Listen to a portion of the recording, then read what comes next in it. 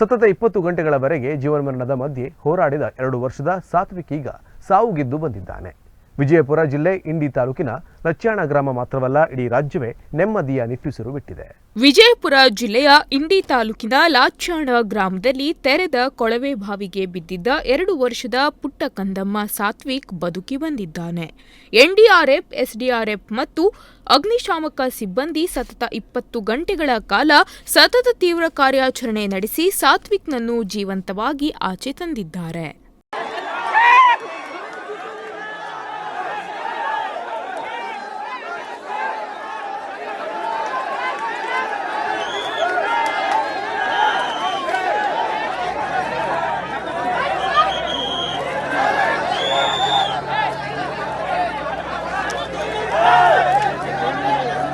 ಇಪ್ಪತ್ತು ಗಂಟೆಗಳ ಕಾಲ ಅನ್ನ, ನೀರು, ಗಾಳಿ, ಬೆಳಕು ಇಲ್ಲದೆ 2 ವರ್ಷದ ಮಗು ಬದುಕುಳಿದಿದ್ದೇ ಒಂದು ದೊಡ್ಡ ಪವಾಡ ಎಂದು ಸ್ವತಃ ವೈದ್ಯರೇ ಅಚ್ಚರಿಗೊಂಡಿದ್ದಾರೆ.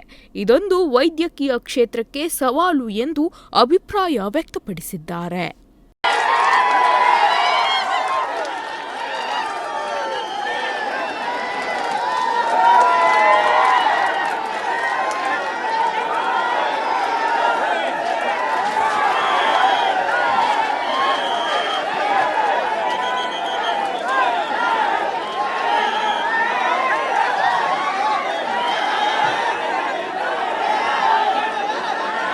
ಕೊಳವೆ ಬಾವಿಯಿಂದ ಹೊರತೆಗೆದ ಬಳಿಕ ಸಾತ್ವಿಕ್ಗೆ ಪ್ರಾಥಮಿಕ ಚಿಕಿತ್ಸೆ ನೀಡಲಾಯಿತು. ಕೂಡಲೇ ಆತನನ್ನು ಇಂಡಿ ತಾಲೂಕು ಆಸ್ಪತ್ರೆಗೆ ಸಾಗಿಸಲಾಗಿದ್ದು, ಆಸ್ಪತ್ರೆಯಲ್ಲಿಯೇ ಆತ ತಾಯಿ ಮಡಿಲಲ್ಲಿ ಮಲಗಿರುವ ದೃಶ್ಯಗಳು ಲಭ್ಯವಾಗಿವೆ. ತಾಯಿ ಮಡಿಲಲ್ಲಿ ನಿರುಮ್ಮಳವಾಗಿ ಮಲಗಿದ್ದು 20 ಗಂಟೆ ಮಗನನ್ನು ಬಿಟ್ಟಿದ್ದ ತಾಯಿಯು ಭಾವುಕರಾಗಿದ್ದಾರೆ.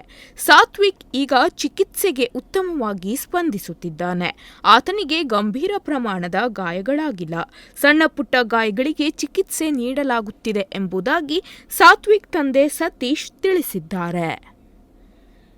Nudisiri news desk, Honnavar.